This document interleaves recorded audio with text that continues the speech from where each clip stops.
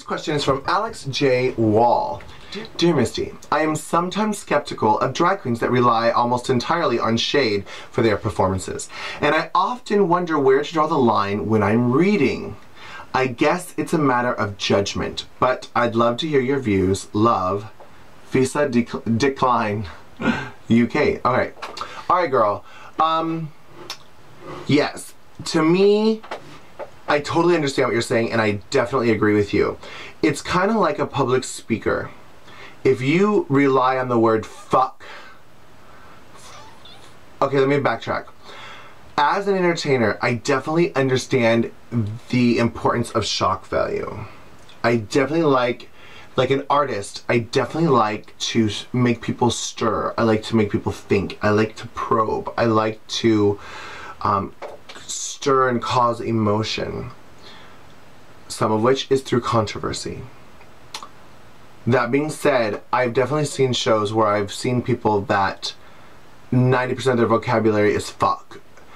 And my mind automatically goes to, they don't have any jokes. They're just relying on insult or shock value. And I start to not get annoyed, but lose respect maybe. Because if you only know the fuck word, you don't have a very extensive vocabulary.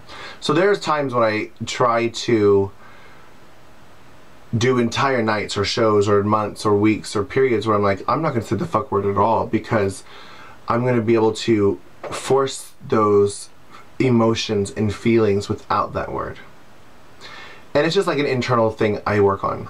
But as far as reading, I only read people that I love and or care about. It's weird. I don't know why. I hope that they know it, because I make fun of people that I like. But I think it's because I truly feel that I understand how they will react and interpret my read. I don't feel... Let's put it this way. When I'm doing like bitchy bingo and they want me to make fun of the entire audience and poke fun at people, I never make fun of something that you can't control.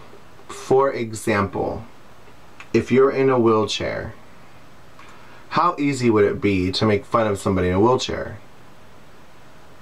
Can they control that?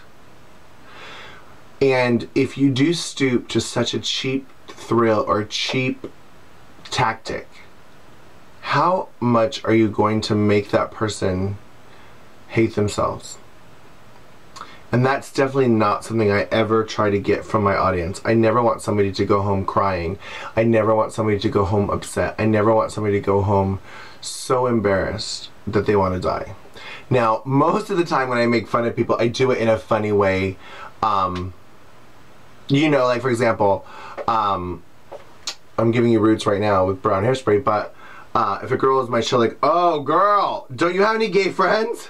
Your roots are longer than the movie. And they're like, what? That's something they can control. You can go to the hairdresser and get your hair fixed. You're not born with roots. You know what I'm saying? Or you were not born with the ends of your hair blonde. You know, that's something that is within your control. You made a conscious, whether it's financial or fashion or whatever, you purposely decided not to go and get your hair touched up. That is an open target. I rarely make fun of people that are fat because, again, it's cheap. It's, you know, unless it's somebody skinny, and then I call them fat just for funny, especially since I'm fat. Like, oh my god, do you know that you need to go puke because, you know, whatever. To like turn the tables, you know. I definitely understand the importance of reading. I think reading comes from a self-defense mechanism where you're being threatened and it's a survival technique. That's, I think, the true genre origination. However, it is definitely entertaining. And I can see the importance of doing it publicly, but again, I wouldn't rely only on this. And I would not cut so deeply that you affect them outside of the show. Again, most people come up to me after I've berated them and or insulted them and ask for a picture, or they're like, they tip me. People tip me. I had a guy give me $100 once because I've berated him. And I'm like, and it was in front of the audience, like, I had the micro, it was during a girl's number, and he came up, he's like, oh my god, that was so funny, I never laughed so hard. And he put 100 in my tit, and while the girl was in my front, I'm like, oh my god, that was whoever it was, I don't remember, makes a noise. By the way, this man just paid me to insult him, you know. And I pulled out the 100 and showed everyone that this very generous man is very generous. That was a long time ago. But, again, I don't do it in a way that makes people cry. And I think that is awesome that you have that sensitivity, and I hope you always keep that. And even when people stoop so low, it's going to be hard not to stoop to their level, and I hope that you can rise above it. That was an Ask Misty. Loving you, Miss Easy.